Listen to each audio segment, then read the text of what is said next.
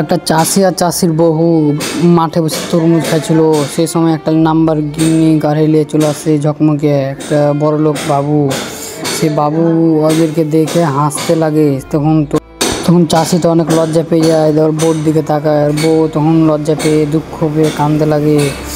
তারপরে অনেক কষ্ট করে পিপিয়ার গাছ লাগায়, পিপিয়া বড় হয়, ধান বড় হয়, মার্কেটে বেচতে যায়।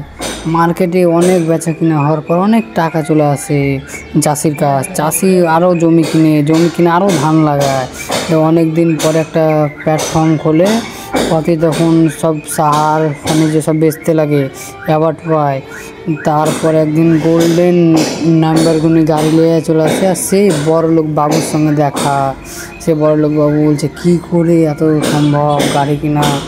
তারপর একটু পরে চাষি বউটা গাড়ি থেকে পেছনে নামে, একটু হাসি দিয়ে চলে যায়। তারপরে লাইক সাবস্ক্রাইব করতে।